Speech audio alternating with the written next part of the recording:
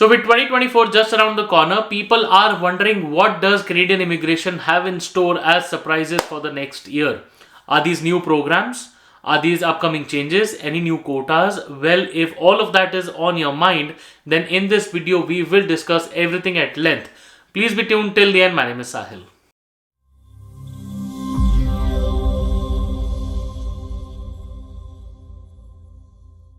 Guys, welcome back once again. My name is Sahil and I'm a regulated Canadian immigration consultant and I practice here in Ontario. My office is here. If you have to get in touch with me, my number is on the screen and the details are there in the description box. More than happy to connect with you.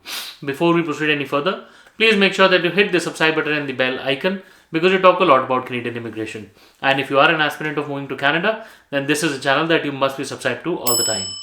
So guys, we are discussing the year 2024 with regards to Canadian immigration.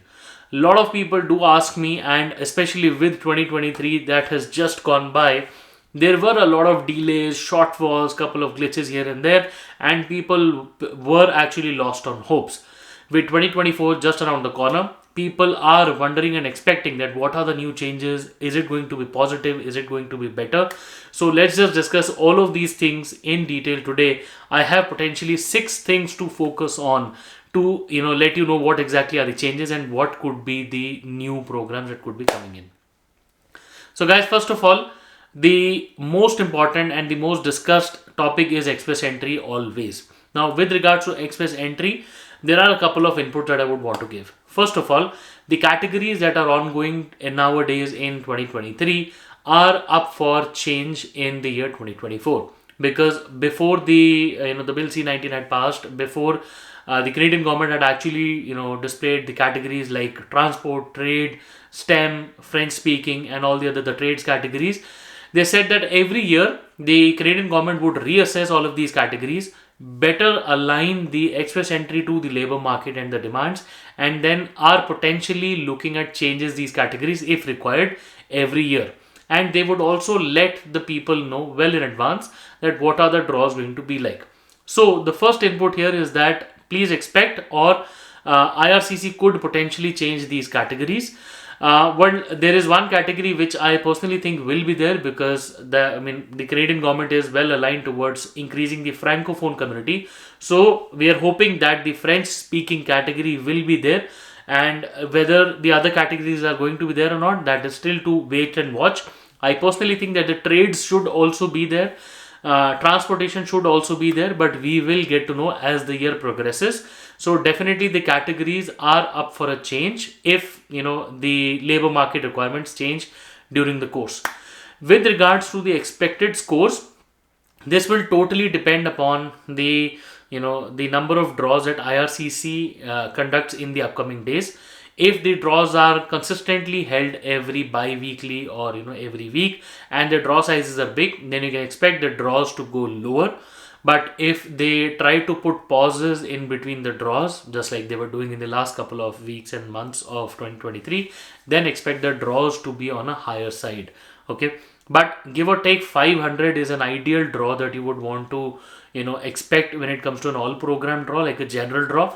But all the other draws like French could go on a lower side, transport or trades could go on a lower side as it was going. But it totally depend upon how the year progresses and how the pool reacts, so which we will be putting up videos every now and then, and we will keep on analyzing how the pool is looking like. So as the 1st of January 2024 approaches, there are 2 big events that are coming up.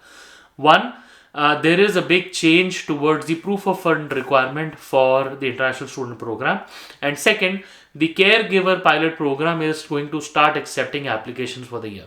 So first, IRCC had recently announced that they are undertaking better measures to protect the international students in Canada, and under that purview they made 3 changes, out of which the biggest change that is going to be in effect from 1st of January is the change to the GIC, or the minimum proof of funds. From $10,000, it's going up to approximately $20,635. So that number is going to go considerably up, more than the double amount. So yes, all the students who are looking at coming to Canada, guys, you will be required to show these additional funds, and also you can expect the fees requirements from colleges to go up. You can also understand that a lot of scrutiny in terms of letter of acceptance verification has been going on in the background, and we have news from the colleges as well that a lot of scrutiny has gone up from IRCC towards the fees that is being deposited, the LOAs, the transcripts. So everything is, so the international student program is under a lot of scrutiny from the government side. Now the caregiver pilot program will also start accepting new applications starting 1st of January 2024, and if you are eligible for this particular category, you should be ready at the midnight stroke of the year 2024. The caregiver pilot program normally gets filled, especially the childcare one, gets filled up fairly quickly. So if you are willing to apply under this, please be sure to apply as soon as the program opens on 1st of January 2024.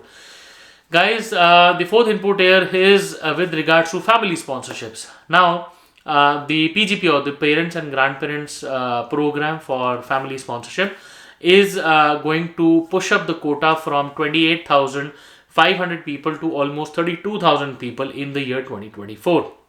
That means the number of parents and grandparents invited will go up. Also, we are hoping that this particular year, this upcoming year, the new applications or the EOIs or the expressions of interest should also open. So that means newer people will be able to submit their interest in terms of inviting parents and grandparents. If you haven't been able to do that so far in the past couple of years, you can definitely consider humanitarian and compassionate grounds, depending if your parents are eligible under that and they have a fair case to appeal under that. So that is one change that you can expect in the coming year. Apart from this, the PNP programs are also set to go a considerable amount of change, and that's a whole topic by itself that would require a new video. But you can expect the quotas to be randomized. There are new guiding principles that have been issued by IRCC with regards to PNP, and the PNPs are, or the provinces are being given more leverage to select candidates based on their province's requirements. As their labor is, as their labor department or the labor requirements of the provinces change, the provinces are said to get more leverage and select more number of candidates. And recently news was Ontario as well, when they had demanded more number of people to be selected under their quotas of PNP. So yes, considerable number of changes may or could happen in the PNP as well. Apart from that, the international student program is once again under the lens with regards to its postgraduate work permit program. Now guys, in the past year of 2023, the immigration minister had a lot of times mentioned that international students are coming here for temporary residence only. It is not mandatory for them to get PR, and that really pushed back a lot of population from overseas who wanted to come to Canada, and a lot of people lost faith in the in the Canadian immigration. But overall, I would still say that the international student program holds a lot of integrity, holds a lot of pathways to PR. So because it is one of the very few pathways where people can actually come into Canada and then work their ways towards PR. Having said that, like the immigration minister said, it is not a guarantee that international students will get a PR. Okay, so nobody should think that it's a guarantee or a mandatory requirement under the international student program. Having said that, the postgraduate work permit program is also expected to change. The Canadian immigration is reassessing the whole program. One, with regards to the number of hours that the students are allowed to work off campus. The proposed change is going up from 20 hours to 30 hours per week. Another thing is that they are reassessing the whole PGWP situation. Some news in the market is that it can go up to 5 years also. So better to align with express entry demands of the labor market here in Canada and also the integrity of the program. Lot of changes are expected in the year 2024 with regards to the PGWP program. And last but not the least, as always, around the month of November, the immigration levels plan will be declared in the year 2024, just like every year.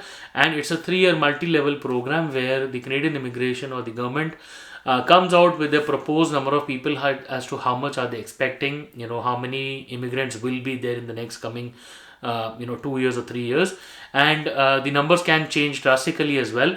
So expect that levels program to be very randomized, because the following year, which is 2025, the year is scheduled to hit federal elections in Canada. So some big decisions can come in this particular year, because this is the year when the liberals are going to perform their best so that the next year they have to come back in power. Well, on the other side, conservatives are also in full swing, while the liberal government is fighting with a lot of pressures around inflation and the housing market and the increased levels of immigration as well. Well, let's see how the year 2024 turns out. Overall, I would say that the immigration, in Canada is still promising when compared to the other countries like Australia, UK, US, Germany. So overall, if you look at a larger scale, Canada still has a lot of meat attraction, and the most important thing to remember is that this country is driven by immigrants. So it is for sure that we cannot survive without immigrants, right? So definitely the levels can go up and down depending upon the actual economic scenario in the country, but there is no reason to be disheartened, because we are very positive in the whole outlook here in Canada, and we hope that this positive outlook continues in the next year as well. Guys, this is the broad understanding of the feeler for the next year 2024. As the year continues, or as the year progresses, we will get real touch feel, month on month, week on week, and we will definitely continue to bring in more videos so that you are updated with the latest happenings in the scenario. Guys, we hope the video was helpful, gave you much insights into what's happening in the world of Canadian immigration. If you want to discuss anything with regards to your personal scenario, please feel free to schedule a consultation, and we would be more than happy to speak with you. Once again, we wish you all the best, and we really hope to see you soon in Canada. All the best and a very happy new year.